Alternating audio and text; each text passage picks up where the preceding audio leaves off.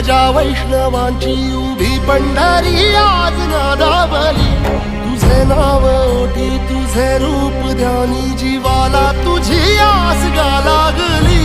जरी बाप साऱ्या जगाचा परी तू आम्हाले कराची विठू माऊली।